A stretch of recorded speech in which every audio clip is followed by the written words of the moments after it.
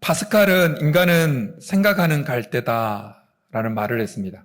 파스칼이 생각할 때 인간으로 하여금 인간되게 하는 것은 생각함이다라고 여겼던 것입니다.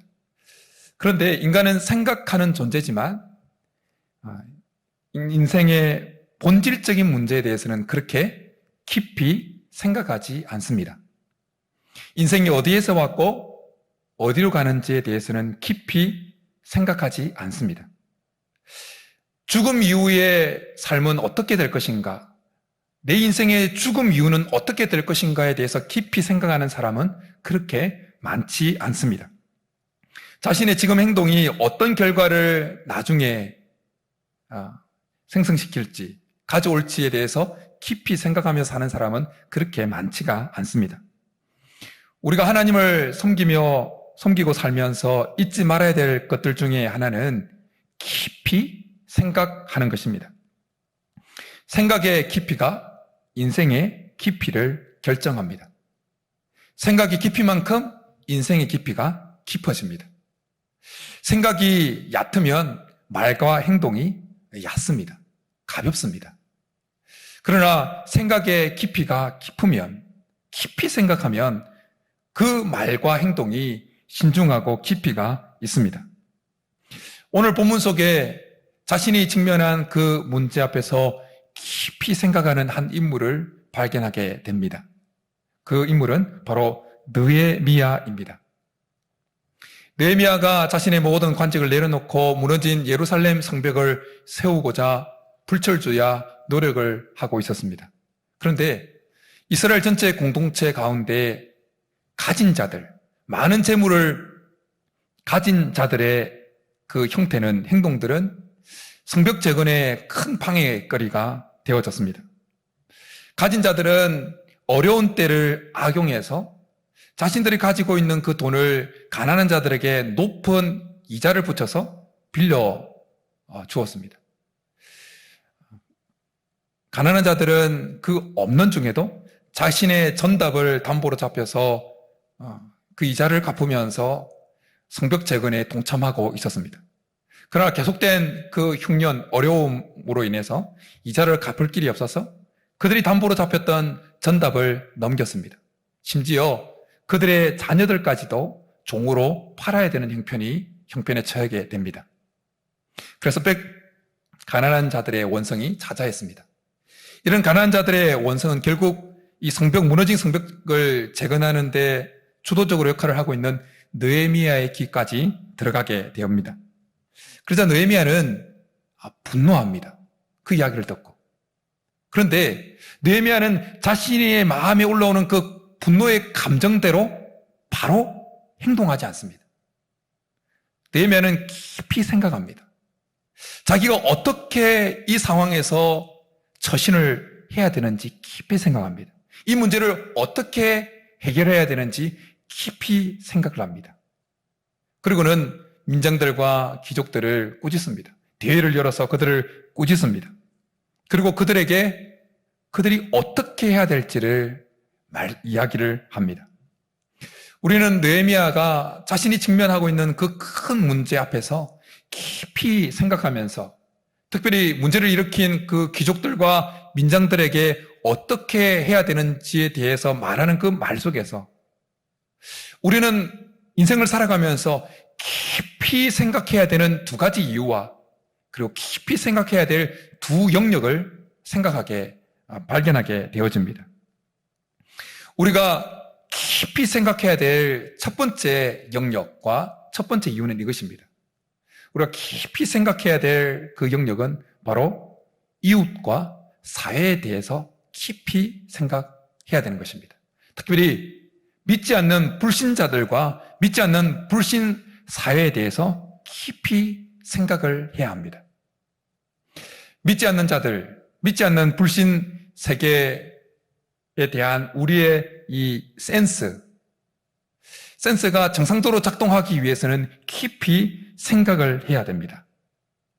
느헤미야는 귀족들과 민장들에게 9절에서 이렇게 책망하면서 이야기를 합니다. 내가 또 이러기를 너희 소행이 좋지 못하도다. 우리의 대적 이방 사람들의 비방을 생각하고, 느헤미야가 말하는 이방 대적들의 비방은 느헤미야 4장 2절부터 3절까지 등장합니다. 느헤미야와 이스라엘 백성들이 무너진 예루살렘 성벽을 재건하고자 했을 때 이방 대적들은 이렇게 비방을 했습니다. 이 미약한 유다 사람들이 하는 일이 무엇인가? 스스로 견고하게 하려는가? 제사를 드리려는가? 하루의 일을 마치려는가? 불탄 돌을 흙 무더기에서 다시 일으키려는가? 그들이 건축하는 돌 성벽은 여우가 올라가도 곧 무너지리라. 온갖 비방이 쏟아지고 있었습니다. 지금 그렇지 않아도 이방 이 대적들의 비방이 넘쳐나고 있는데, 가진 자들이 동족들을 그렇게 등쳐먹는 그런 일을 행동을 한다면 어떻게 되겠냐는 것입니다. 그 가진 자들이 동족의 못 가진 자들의 그 등을 쳐먹는 그런 행동이 만약 대적자들의 귀에 들어가고 그들의 눈에 발견된다면 그들이 더 큰 비방을 하지 않겠느냐, 그렇게 이야기하고 있는 것입니다. 귀족과 민장들은 그들의 행동이 불신, 여호와 하나님을 알지 못하는 이방인들에게 어떻게 생각되어지고 어떻게 받아들여질지에 대해서 전혀 깊이 생각하지 못했던 것입니다. 그래서 아무렇게나 행동했던 것입니다. 지금 우리 교회는 우리 개교회 차원에서 무너진 성벽을 세우기 위해서 영적 성벽 세우기 운동을 계속해서 진행하고 있습니다. 참 유익되다고 생각되어집니다. 근데 지금 한국 교회는 정말 위기의 끝에 와 있습니다. 지난주에 말씀드렸던 것처럼 한국 교회는 지금 한국 사회에서 무관심의 대상을 넘어서 무시와 경멸과 조롱의 대상이 되고 있습니다. 교회가 무슨 일을 하든지 그것은 비난의 대상이 되고 있습니다. 이렇게 된 데에는 사탄 마귀의 공격도 있지만 믿는 우리 편에서의 잘못도 있습니다. 우리 편에서의 잘못이라는 것은 이것입니다. 우리가 하는 행동, 믿는 우리 그리스도인으로서의 행동 하나하나가 불신자들에게 어떻게 다가가는지, 어떻게 해석되어지는지, 어떻게 여겨지는지에 대해서 전혀 생각을 하지 않고 살았다는 것입니다. 하나님을 믿는 우리의 행동 하나하나가 불신자들이 가득한 세계에서 어떻게 해석해서 그들에게 전달되어지는 데에서 전혀 생각 없이 행동한 것입니다. 교회가 결정하는 그 결정 하나하나가 불신자들에게 어떻게 비춰지는지, 어떻게 해석되어지는지에 대해서 전혀 고려조차 하지 않고 그냥 결정해 버렸다는 것입니다. 우리는 분명히 복음으로 이 땅을 정복하도록 부름받은 자들입니다. 그런데 복음으로 이 땅을 정복해 나가는 데 있어서 지혜가 필요합니다. 지혜가 필요하다는 것은 곧 깊은 생각이 필요하다는 것입니다. 예수님은 제자들을 파송하시면서 제자들에게 이렇게 말씀하셨습니다. 내가 너희를 보냄이 양을 일 가운데 보낸가 같도다. 그러므로 너희는 뱀같이 지혜롭고 비둘기같이 순결하라. 그렇게 말씀하셨습니다. 뱀은 부정적인 이미지를 가진 생물이지요. 생명체입니다. 그런데 예수님은 그 뱀의 이미지를 끌어와서 지금 복음으로 세상을 정복해야 될 제자들에게, 그리고 우리들에게 말씀하고 있는 것입니다. 뱀이 무엇을 끌어들어왔을까요? 뱀이 가지고 있는 그 경계성, 주의를 살피고 하는 그 경계성과 조심성을 끌어와서 지금 말씀하고 있는 것입니다. 우리는 우리 자신을 둘러싸고 있는 이 주변 환경에 대해서 깊은 통찰력을 가질 필요가 있습니다. 정말 합당한 때에 합당한 것을 하는 것이 필요합니다. 합당한 방식으로 합당한 자리에 있는 것이 필요합니다. 가장 좋은 것을 할 수 있는 것이 무엇일까? 가장 좋은 것이 무엇일까? 지금 내가 처해 있는 상황에서 가장 좋은 것이 무엇일까를, 어떤 행동이 가장 좋은 행동일까를 깊이 생각할 필요가 있습니다. 우리의 말과 행동이 지금 우리 자신에게, 우리 자신의 미래에, 우리 이웃에게, 특별히 불신자들에게, 그리고 하나님의 영광에게, 하나님의 영광에 어떤 영향을 미칠 것인지에 대해서 깊이 생각할 필요가 있습니다. 어떤 문제를 취급하는 데에 최선의 방법은 무엇인가? 이것을 깊이 생각할 필요가 있습니다. 이런 깊이 있는 생각을 한다는 것은 세상과 타협한다는 것과는 차원이 다릅니다. 우리는 뱀같이 지혜롭게 행하면서도 비둘기같이 순결해야 합니다. 바울은 고린도전서에서 이런 말씀을 합니다. 이런 고백을 합니다. 내가 여러 사람에게 여러 모습이 된 것은 아무쪼록 몇 사람이라도 구원하고자 함이니. 바울은 복음을 전하면서 자기가 처해 있는 그 상황에서 자기 주위 상황을 아주 섬세하게 깊은 통찰력을 가지고 살펴보면서 복음을 효과적으로 전할 방법이 무엇인가를 골똘히 생각하면서 그에 맞게끔, 자기가 처해 있는 상황에 맞게끔 복음을 전합니다. 그래서 비시디아 안디옥에서 전도할 때는 유대인의 회당에 들어갑니다. 그리고 그곳에서 율법서와 선지서를 읽고는 이스라엘 역사와 예수 그리스도의 십자가 복음을 직설적으로 전합니다. 이스라엘 백성들 유대인 니네들이 예수님을 십자가에 못 박아 죽였다. 직설적으로 복음을 전합니다. 그랬던 바울이 아덴이라고 하는 곳에서는 그가 아덴 지역을 아테네죠. 아덴 지역을 돌아다니면서 보았던 그 한 제단에서 발견한 문구, 그 문구를 끌어와서 복음을 전합니다. 죽은 자의 부활과 다시 심판날에 임할 그것을 전합니다. 바울은 그냥 일방적으로 복음을 전한 것이 아니었다라는 것입니다. 깊이 생각한 것입니다. 어떻게 하면 복음으로 효과적으로 전할 수 있는가? 지금 자기가 처해 있는 상황에서 최선을 다해서 복음이 전달되게 할 수 있는 방법은 무엇인가에 대해서 깊이 골똘하게 불신자들의 상황과 그가 처해 있는 환경을 깊이 생각했다라는 것입니다. 아브라함의 목자들과 롯의 목자들이 그 목초디를 놓고 서로 싸우게 될 때에 아브라함은 롯을 불러서 이런 제안을 합니다. 네가 좌하면 내가 우하고 네가 우하면 내가 좌하리라. 그래서 선택권을 먼저 롯에게 줍니다. 그런데 아브라함이 롯에게 이런 선택권을 먼저 주기 전에 성경에는 이런 말씀을 기록하고 있습니다. 또 가나안 사람과 브리스 사람도 그 땅에 거주하였는지라. 성경이 이 말씀을 기록한 이유가 무엇일까요?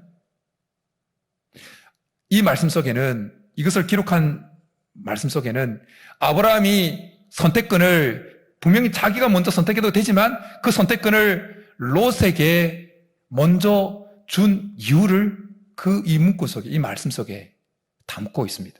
담겨 있습니다. 아브라함은 자신의 목자들과 롯의 목자들이 서로 싸울 때 믿지 않는 그 바로 옆에서 살고 있던 그 주위 사람들, 가나안 사람들과 브리스 사람들이 하나님을 믿는다고 하는 그 롯과 아브라함끼리 서로 싸우는 모습을 보게 될 때 저 이방인들이, 하나님을 알지 못하는 자들이 과연 하나님에 대해서 어떻게 생각할까를 깊이 생각한 것입니다. 그래서 자신의 선택권을 내려놓으면서까지 롯에게 먼저 준 것입니다. 싸움을 중지시킨 것입니다. 바울은 고린도전서 6장에서 믿는 자들이 서로 고발을 해서 믿지 않는 자들이 다스리는 그 세상 법정에까지 나아가는 것에 대해서 책망하면서 말씀을 했습니다. 그러면서 이렇게 말씀합니다. 차라리 불의를 당하는 것이 낫지 아니하며 차라리 속는 것이 낫지 아니하뇨. 믿는 자들끼리 서로 고발을 해서 세상 법정에 나아가서 그렇게 믿지 않는 그 재판장, 검사, 변호사들, 방청객들이 보는 앞에서 하나님의 이름을 덜먹이고 교회를 덜먹이고 하면서 그렇게 서로 고발할 때 믿는 자들이 그리스도에 대해서, 하나님에 대해서 어떻게 생각할지를 염려하면서 바울은 이렇게 말씀했던 것입니다. 전문가들은 말합니다. 사람들이 종교를 선택할 때 첫 번째 고려하는 것이 무엇이냐면 바로 그 종교가 풍기는 이미지라고 합니다. 이미지. 그 종교가 심오한 진리를 가지고 있느냐 없느냐, 그것이 첫 번째 고려 대상이 아니라는 것입니다. 그 종교가 그 사회에서 어떤 이미지를 풍기느냐, 그것이 사람들이 첫 번째 어떤 종교를 선택하느냐의 기준이 된다라는 것입니다. 그러기에 이미지는 진리를 담아내는 그릇이라 할 수 있습니다. 그런 역할을 할 수가 있습니다. 우리가 가진 예수 그리스도의 구원의 복음은 정말 어디에 내어놓아도 타의 추종을 불허하는 그런 탁월한 진리입니다. 오직 하나님께 이르는 길은 예수 그리스도만이 오직 하나님께 이르는 유일한 구원의 길 맞습니다. 그런데 지금 한국 사회에서 이 귀한 예수 그리스도의 구원의 진리를 담아내고 있는 교회와 우리 기독교인들의 이미지, 그것은 정말 형편없습니다. 완전 깨져 있습니다. 완전 더러워져 있습니다. 오물이 칠해져 있습니다. 아무리 그 안에 담겨 있는 것이 귀하다 할지라도 사람들은 맨 처음 그것을 담고 있는 그릇을 먼저 보기 때문에 믿는 자들이 아무리 외쳐도 이제는 믿지 않는 자들이 그 안에 담겨 있는, 우리 믿는 자들이 담고 있는 그 예수 그리스도의 그 진귀한 진리를 아예 그들도 보지도 않으려고 하는 것입니다. 지난 6월에 목회 데이터 연구소라는 곳에서 전국의 만 20세부터 만 59세까지 1000명의 성인들을 대상으로 설문조사를 했습니다. 종교인에 대해서 어떤 인식을 가지고 있는지 일반인들을 대상으로 이렇게 설문조사를 한 겁니다. 그 설문 내용을 보면 정말 충격적입니다. 우리 기독교인들에 대해서 불신자들이 어떻게 생각하고 있는지 정말 처참합니다. 통계는 이렇습니다. 불교인들에 대해서는 응답자의 40.9%가 불교인들은 온화하고, 응답자의 32%가 불교인들은 절제하고, 응답자의 27.6%가 불교인들은 따뜻하다고 응답을 했습니다. 천주교인들에 대해서는 응답자의 34.1%가 천주교인들은 온화하고, 응답자의 29.7%는 천주교인들은 따뜻하고, 응답자의 23%는 천주교인들은 윤리적이다라고 응답을 했습니다. 그럼 우리 기독교인들에 대해서는 어떻게 응답했을까요? 우리 기독교인들에 대해서는 응답자의 32%가 기독교인들은 거리를 두고 싶은 존재다. 그리고 응답자의 30%가 기독교인들은 이중적이다. 응답자의 29.1%는 기독교인들은 사기꾼 같다라고 응답을 했다는 것입니다. 제가 이 통계를 볼 때 가슴이 무너졌습니다. 기도가 절로 나오더라고요. 여러분, 왜 이런 결과가 나왔을까요? 여러 가지 이유가 있겠지만 그 중에 하나는 우리의 말과 행동이 불신자들 속에서 어떻게 해석되어지는지에 대해서 깊이 생각하는 것 없이 그냥 행동한 것입니다. 그냥 내뱉은 것입니다. 어떻게 하면 우리 속에 담고 있는 이 보배인 예수 그리스도의 복음을 잘 전달될 수 있게 할까요? 그 방법 중에 하나는 바로 생각을 깊이 하는 것입니다. 불신자들이, 불신 사회가 우리의 행동에 대해서, 우리의 말에 대해서 어떻게 받아들이는지에 대해서 깊이 생각하는 것이 필요합니다. 교회가 결정하는 그 결정 하나하나에 대해서 사회가, 주위에 있는 이웃들이, 불신 이웃들이 어떻게 받아들이는지에 대해서 깊이 생각하는 것이 필요합니다. 세상과 세상 사람들을 상대할 때 우리는 우리의 생각과 우리의 의도를 말할 때, 표현할 때 우리는 깊이 생각하면서 용어 선택에도 아주 신중을 기해야 됩니다. 교회 내부에서 사용되어지는 내부용 단어, 어휘를 말고 외부인들이 받아들일 수 있는 그런 용어를 사용해서 우리의 진리를, 우리가 의도하는 바를, 주장하는 바를, 의사를 표현해야 하는 것입니다. 그럴 때 바뀌어 나가는 것입니다. 우리는 지금부터라도 불신자들 그리고 세상 사람들에 대해서 깊이 생각을 해야 됩니다. 그럴 때 우리가 담고 있는, 우리가 전하려고 하는 예수 그리스도의 이 귀한 진리가 정말 막힘없이 아주 잘 전달될 수 있을 것입니다. 우리가 깊이 생각해야 하는 그 영역과 이유 두 번째 영역과 두 번째 이유는 이것입니다. 우리가 깊이 생각해야 하는 그 영역은 하나님을 깊이 생각해야 하는 것입니다. 하나님의 존재에 대해서 깊이 생각해야 되는 것입니다. 하나님을 향한 우리의 센스가 정확하게 정상적으로 작동하기 위해서는 하나님의 존재에 대해서 깊이 생각을 해야 됩니다. 하나님의 성품에 대해서, 하나님의 속성에 대해서, 하나님의 일하심의 방식에 대해서 우리는 깊이 생각할 필요가 있습니다.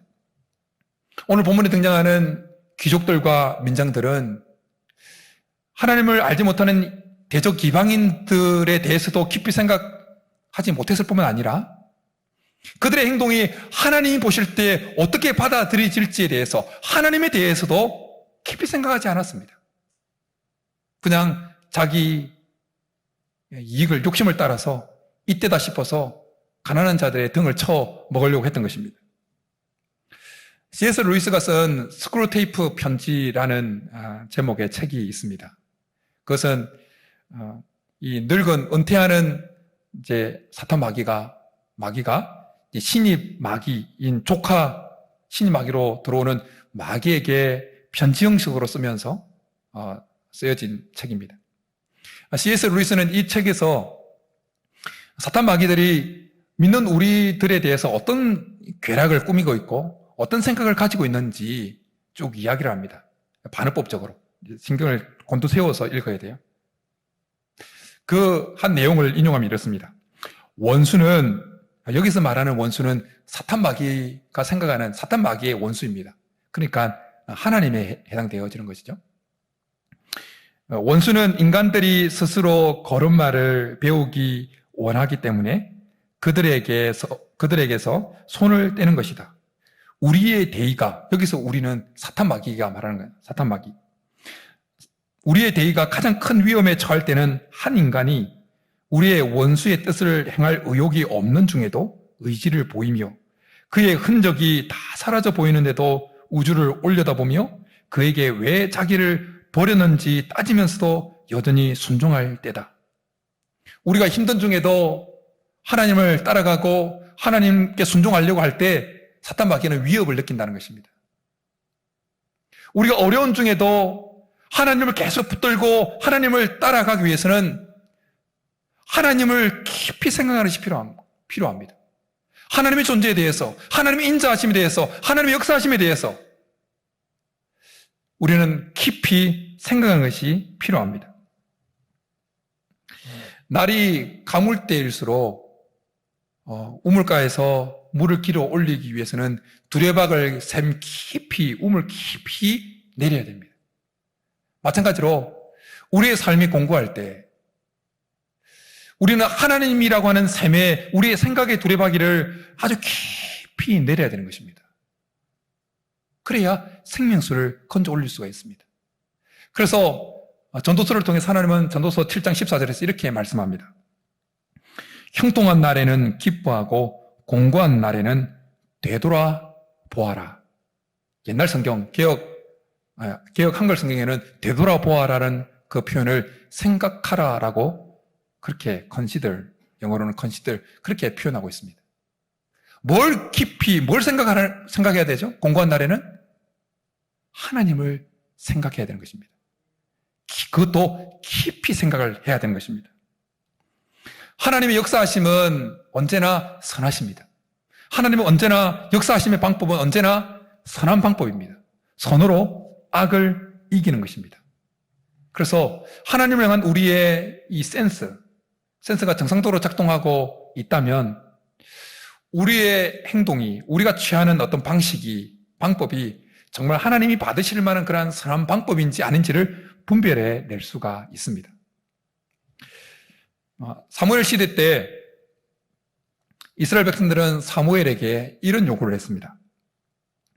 모든 나라와 같이 우리에게 왕을 세워 우리를 다스리게 하소서. 왕을 요구한 것입니다. 다른 나라들과 같이. 사무엘은 백성들의 이 요구를 듣고는 기분이 안 좋았습니다. 기분이 안 좋은 사무엘에게 하나님은 이렇게 말씀하셨습니다. 그들이 너를 버림이 아니요 나를 버려 자기들의 왕이 되지 못하게 함이라. 사무엘 시대의 이스라엘 백성들은 그들이 왕을 요구하는 그들의 행동이 선한지 악한지 하나님이 어떻게 생각하는지에 대해서 깊이 생각하지 않았습니다. 그래서 그들의 행동은, 그들의 요구는 그들의 지도자인 사무엘을 마음 아프게 할 뿐만 아니라 하나님을 버리는 행동이 되었던 것입니다. 사무엘 시대의 이스라엘 백성들과는 다르게 사울에게 쫓김받던 다윗은 언제나 쫓김받던 그 상황 속에서 계속해서 하나님에 대해서 깊이 생각을 했습니다. 시편도 많이 남길 뿐만 아니라 그래서 결정적으로 사울을 죽일 수 있는 두 번의 절호의 찬스에서도 사울을 죽이지 않고 살려줍니다. 신약시대 때 예수님께 자신의 병든 하인을 고쳐달라고 요청했던 한 백부장의 이야기가 등장합니다. 그런 백부장은 예수님께 직접 나가지 않습니다. 그래서 예수님이 자신의 집에 직접 찾아오시려는 한다는 이야기를 듣고는 사람들을 보내서 이 말을 예수님께 전달합니다. 주여 수고하지 마옵소서. 내 집에 들어오심을 나는 감당하지 못하겠나이다. 그러므로 내가 주께 나아가기도 감당하지 못할 줄을 알았나이다. 말씀만 하사 내 하인을 낫게 하소서. 나도 남의 수하에 든 사람이요 내 아래에도 병사가 있으니 이더러 가라 하면 가고 저더러 오라 하면 오고 내 종도로 이것을 하라 하면 하나이다. 예수님은 백부장의 이 고백을 들으시고는 이렇게 칭찬하셨습니다. 이스라엘 중에 이만한 믿음을 만나보지 못하였노라. 예수님으로부터 이런 칭찬을 듣는 이 백부장의 고백은 어디서부터 흘러나왔을까요? 백부장으로 하여금 이 고백을 하게 만들었던 원동력은 무엇이었을까요? 그것은 예수님에 대한 깊은 생각이었습니다. 예수님이 도대체 어떤 분인가? 깊이 생각할 때 백부장은 예수님에게 뭔가를 요청할 때, 부탁할 때 자신이 어떻게 행동해야 되는지 결론이 나왔습니다. 깊이 생각할 때, 예수님이 어떤 존재인지를 깊이 생각할 때 자기가 아무렇게나 행동하면 안 된다는 사실을 결론 지은 것입니다. 만약 백부장이 예수님에 대해서 깊이 생각하지 못했다면 그가 현재 누리는 그 사회적인 배경 때문에 거만하게 예수님에게 행동했을 수 있습니다. 예수님은 식민 지배를 받던 유대의 한 사람에 불과했습니다. 그러나 백부장은 그 식민 통치하는 나라의 군대를 좌지우지하는 100명의 군사를 거느리고 있던 장이었습니다. 그랬기에 깊이 생각하지 않았다면 예수님에게 거만하게 행동했을 것입니다. 그러나 예수님에 대해서 깊이 생각하니까 자신이 가지고 있는 사회적인 그 지위가 예수님 앞에서는 아무것도 아니라는 것이 결론되어졌습니다. 그래서 감히 감당할 수 없다. 말씀만 하시옵소서. 그러면 낫겠나이다. 그런 고백을 했던 것입니다.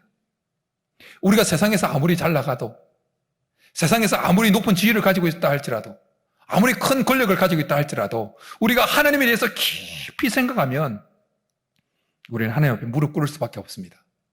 우리는 하나님 앞에 겸손할 수밖에 없습니다. 우리는 하나님 앞에 간구할 수밖에 없습니다. 잠잠할 수밖에 없죠. 하나님 앞에서. 우리 교회는 이런 분이 한 분도 없어서 감사하면서 말씀드립니다. 가끔 교회에 보면 헌금을 많이 한다고 교회에서 목에 힘을 주는 사람들이 있습니다. 교회 건물을 건축하면서 헌금 좀 많이 했다고 그 교회를 자기 것인 양 좌지우지하려고 하는 사람들이 있습니다. 세상에서 좀 높은 지위를 가지고 있는데 그 지위를 세상까지 끌어와서 목에 힘주려고 하는 사람들이 있습니다. 하나님께 책망받고 징계받기에 딱 좋은 대상인 것입니다. 그들이 그렇게 하는 이유는 무엇이냐면 하나님에 대해서 깊이 생각하지 않고 신앙생활을 하기 때문입니다. 하나님에 대해서 깊이 생각하면 감히 그렇게 행동할 수가 없습니다. 우리가 하나님에 대해서 깊이 생각하면 할수록 우리 안에 믿음이 생겨납니다. 그리고 믿음으로 반응할 수 있게 됩니다. 하나님에 대해서 깊이 생각하면 할수록 겸손하게 행동할 뿐만 아니라 어려움 중에도 믿음으로 반응할 수 있게 되어집니다. 예수님께서 시돈과 두로 지방에 가셨을 때 귀신 들린 자기의 자녀를 고쳐달라고 요구했던 한 여인이 등장합니다. 수로보니게 여인이라고도 표현합니다. 그런데 예수님은 너무나 매몰차게 그 여인의 요구를 거절합니다. 그럼에도 불구하고 계속해서 그 여인은 예수님께 매달리면서 부스러기라도 좋으니 부스러기 같은 은혜를 간구하며 예수님께 나아갑니다. 그때 예수님이 여인에 대해서 이렇게 칭찬하십니다. 여자여 내 믿음이 크도다 내 소원대로 되리라. 그래서 그제에 여인의 자녀가 낫게 되어집니다. 무엇이 그녀로 하여금 온갖 굴욕을 참으면서도 계속해서 예수님께 매달리게 만들었을까요? 자기 자녀를 사랑하는 마음도 한몫했겠지요? 그러나 무엇보다도 예수님이 어떤 존재인지에 대해서 깊이 생각을 하고 예수님이라면 자기 자녀를 낫게 할 수 있다는 그 믿음을 가지고 나아갔기 때문입니다. 사복음서를 읽어보면 인간이 가진 그 믿음에 대해서 예수님이 칭찬하신 것은 딱 2번 있습니다. 딱 2번. 언제냐? 조금 전에 언급했던 자신의 하인을 낫게 해달라고 요청했던 그 백부장의 믿음에 대해서, 그리고 2번째는 수로보니게 조금 전에 언급한 수로보니게 여인에 대한 믿음입니다. 하나님을 대해서 깊이 생각하면 생각할수록 우리 안에 믿음이 깊어집니다. 하나님의 존재에 대해서 생각이 깊어지면 깊어질수록 우리의 믿음이 강해집니다. 믿음이 커져 갑니다. 최근에 읽은 책 중에 세상이 묻고 진리가 답하다라는 제목을 가진 책이 있습니다. 그것은 세계 저명한 지성인 16인이 하버드를 비롯해서 미국의 명문대를 돌아다니면서 강연했던 최고의 강의들을 편집해서 낸 책입니다. 근데 그 책을 읽으면서 특별히 감명받았던 것들 중에 하나는 그 명강의를 했던 강의자들이 무신론자에서, 하나님을 믿지 않는 무신론자에서 어떻게 하나님을 믿게 되었는지를 고백하는 그 과정 중에 깊은 생각이 그들로 하여금 하나님을 믿게 만들었다라고 하는 내용이었습니다. 깊은 생각. 물리학자든지 천문학자든지 심리학자든지 명성이 자자하던 그들이 결국 무신론자에서 하나님을 믿게 되어진 이유는 그들에게 다가왔던, 그들에게 도전해왔던 기독교 진리에 대해서 깊이 생각함으로 인해서 결국 하나님을 받아들일 수밖에 없었다. 하나님을 인정할 수밖에 없었다라는 것입니다. 미국의 과학자의 40% 이상이 하나님을 아주 잘 믿는 신실한 그리스도인들입니다. 왜 그럴까요? 깊이 생각하면 할수록 하나님의 존재, 우주를 연구하고 과학을 연구하는 사람들이 그 현상을 연구하면 연구할수록 자연계를 넘어서는 절대적인 존재가 있을 수밖에 없다는 결론에 이렇게 되어지고, 그리고 하나님에서 깊이 생각하면서 그분의 존재, 하나님의 존재를 받아들일 수밖에 없게 되었다라는 것입니다. 사실 그런데 우리는 살아가면서 하나님의 존재에 대해서 그렇게 깊이 생각하지 않습니다. 하나님의 속성에 대해서, 하나님의 역사하심에 대해서, 하나님의 인자하심에 대해서 그렇게 깊이 생각하지 않고 살아갑니다. 그래서 어쩌면 우리의 신앙의 뿌리가 얕은지 모릅니다. 사탄 마귀의 전략 중에 하나는 믿는 우리로 하여금 하나님에 대해서 깊게 생각하지 못하게 하는 것입니다. 속으면 안 됩니다. 대충 그냥 수박 그달기식으로 하나님에 대해서 생각하고 신앙생활하는 거 사탄 마귀에 쏟고 있는 것입니다. 우리는 그렇게 하면 안 됩니다. 우리는 베레아 사람처럼 깊이 생각해야 됩니다. 베레아 사람들은 그들이 말씀을 아주 마음을 다해서 받을 뿐만 아니라 받을 말씀이 정말 그러한가 성경을 상고했다고 그 말씀하고 있습니다. 성경을 상고했다는 말은 서로 대조했다는 것이에요. 대조하는 과정 가운데 피로 들어오는 과정이 뭡니겠습니까? 깊이 생각하는 과정입니다. 덮어놓고 믿는 신앙은 결코 좋은 신앙이 아닙니다.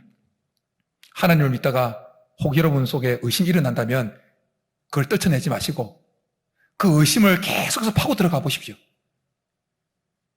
그 무신론자들이 하나님을 따라서 명강의를 하면서 하나님을 증거하는 열변 하나님을 증거하는 자들이 되었던 이유 중에 하나가 뭐냐면 그들에게 의심이 밀려갈 때 그 의심을 뿌리치지 않냐고 그 의심을 계속해서 파고 들어갔다는 것입니다. 의심이 밀려올 때 의심을 파고 들어가 보십시오. 그러면 만나게 되는 것은 무엇이냐? 어느 누구도 거부할 수 없는 거대한 진리의 물줄기입니다. 바울은 현재 당하는 고난과 장차받을 영광을 비교하면서 이렇게 말씀합니다. 생각하건대 현재의 고난은 장차 우리에게 나타날 영광과 비교할 수 없었다. 생각하건대 생각을 깊이 해보니까 장차 나타날 그 하나님의 영광을 깊이 생각해 보니까 현재 당하는 그 고난이 아무것도 아니라는 것입니다. 고난을 당할수록 우리가 생각해야 되는 것은 장차 우리에게 나타날 그 하나님께서 우리에게 허락하실 그 영광을 깊이 생각하는 것입니다. 우리의 모든 일의 결국을 책임지고 계시는 하나님을 깊이 생각하는 것입니다. 사랑하는 여러분, 깊이 생각하십시다. 불신자들이 믿지 않는 불신자들이 가득한 불신 사회가 하나님을 믿는 우리들의 행동 하나하나에 대해서 어떻게 받아들이는지에 대해서 깊이 생각하십시다. 교회 결정 하나하나에 대해서 불신 사회가 믿지 않는 자들이 어떻게 해석하고 어떻게 받아들이는 데에서 깊이 생각할 수 있는 그리스도인들이 될 수 있기를 축복합니다. 그래서 우리를 통해서 복음이 걸려 넘어지는 것이 아니라 우리를 통해서 복음이 정말 불신 사회에 잘 전달될 수 있기를 바랍니다. 그리고 하나님에 대해서 깊이 생각할 수 있기를 간절히 축복합니다. 하나님의 성품에 대해서, 하나님의 역사하심에 대해서, 하나님의 방법에 대해서, 하나님의 인자하심에 대해서 깊이 생각할 수 있는 그리스도인들이 될 수 있기를 간절히 축복합니다. 그래서 뿌리가 깊은 믿음을 소유해서 그 믿음으로 이 어려운 때를 이겨나는 저와 여러분 될 수 있기를 주님으로 축복합니다. 이제 우리 말씀 생각하면서 너의 푸른 가슴 속에 십자가의 흔적이 있다면 하나님을 향한 믿음, 그 생각을 가지고 이 고백을 하겠습니다.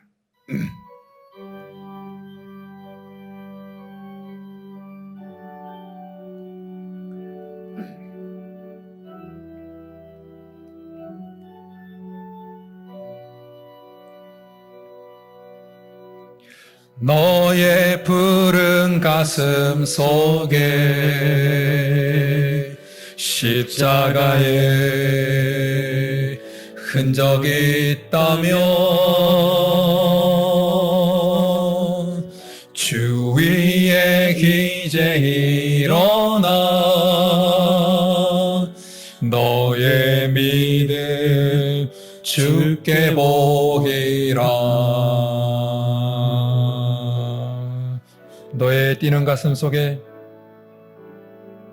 너의 뛰는 가슴 속에 하늘의 불 타고 있다면 그 나라 그 영광 위에 너의 삶을 주께 드려라. 오랫동안 꿈꿔왔던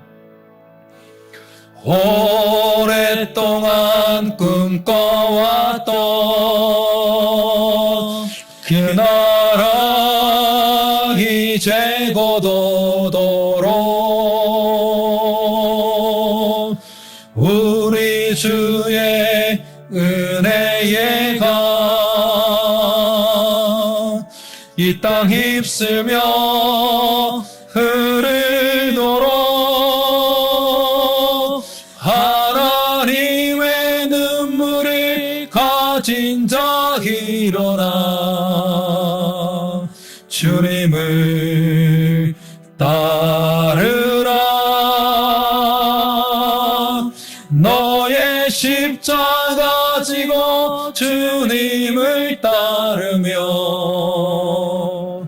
온 세상 주 영광 보겠네. 너의 삶을 불태워 너의 삶을 불태워 주를 섬겨라. 주의 영광 나타나겠네. 오래 황폐한 이 땅 꽃을 피워라. 주의 향기 가득하게 오랫동안 꿈꿔왔던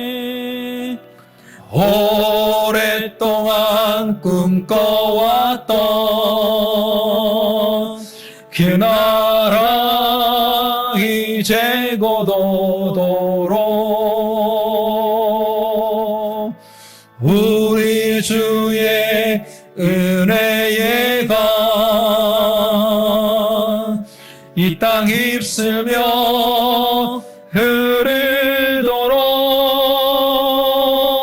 하나님의 눈물을 가진 자 일어나 주님을 따르라. 너의 십자가 지고 주님을 따르며 온 세상 주 영광 보겠네. 이제 우리 말씀 생각하면서 같이 기도해 나가겠습니다. 우리가 생각은 하되 깊이 생각하지 못하고 살아왔던 그 지난날의 모습에 대해서 하나님 앞에 한번 회개했으면 좋겠습니다. 깊이 생각 없이 내뱉었던 말, 깊이 생각 없이 행동했던 그 행동들이 복음을 알게 모르게 복음 전파를 가르게 했던 그 부분들 좀 용서하여 주시고, 우리가 이웃에 대해서, 불신자들에 대해서, 불신사회에 대해서, 그리고 하나님의 존재에 대해서 깊이 생각하는 자들이 되게 해달라고 우리의 말씀 생각하면서 우리 주여 한번 부르기도 한번 나가겠습니다. 주여, 살아계신 하나님 아버지, 생각하는 갈대인 우리지만 그러나 깊이 생각하지 못하고 말과 행동을 깊이 생각 없이 내뱉고 행동함으로 인해서 하나님, 우리의 행동이, 우리의 말이 복음을 방해하고 있지는 않았는지, 하나님 알게 모르게 그렇게 했던 행동들이 있다면, 그렇게 했던 말들이 있다면 전 용서하여 주시고, 이 시간 십자가 보혈로 깨끗이 용서하여 주시고, 우리가 한 번 더 깊이 생각함으로 복음이 우리를 통해서 확산되게 빠르게 전파되기에 역사하도록 주님, 우리의 생각이 깊어질 수 있도록 역사해 주옵시고, 우리가 신앙생활하는 가운데 하나님의 존재에 대해서, 하나님의 역사에 대해서, 하나님의 성품에 대해서, 하나님의 소성에 대해서 깊이 생각할 수 있도록 은혜를 베풀어 주옵소서. 그래서 이 어려운 때에 정말 깊이 있는 신앙을 가지고, 깊이 있는 믿음을 가지고 이 어려운 때를 믿음으로 이겨낼 수 있도록 역사하여 주옵소서. 하나님, 깊이 있는 생각이 우리로 하여금 깊이 있는 삶을 살아나가게 만들고 깊이 있는 신앙인으로 만들어감을 한 번 더 깨닫게 하여 주시니 주님, 우리에게 은혜를 베풀어 주옵소서. 깊이 생각할 수 있는 신앙인들이 다 되게 도와 주옵소서. 살아계신 하나님 아버지, 우리가 생각을 하되 깊이 생각할 수 있도록 은혜를 베풀어 주옵소서. 믿는 우리들의 한마디 한마디, 행동 하나하나, 우리 교회의 결정 하나하나가 불신자들에게, 불신사회에 어떻게 받아들여지는지, 어떻게 해석되어지는지, 어떻게 스며들어 들어가는지, 그것에 대해서 깊이 생각할 수 있는 지혜를 허락하여 주옵소서. 뿐만 아니라 하나님의 존재에 대해서, 하나님의 일하심에 대해서, 하나님의 성품에 대해서 깊이 생각함으로 이 어려운 때에 우리가 깊은 신앙으로, 믿음으로 어려운 때를 믿음으로 이겨나갈 수 있도록 은혜를 베풀어 주옵소서. 깊이 생각할 수 있는 은혜를 우리 모두에게 허락하여 주옵소서. 그렇게 해주시기를 간절히 바라고 나오며 예수님의 이름으로 축복하며 기도드립니다. 아멘.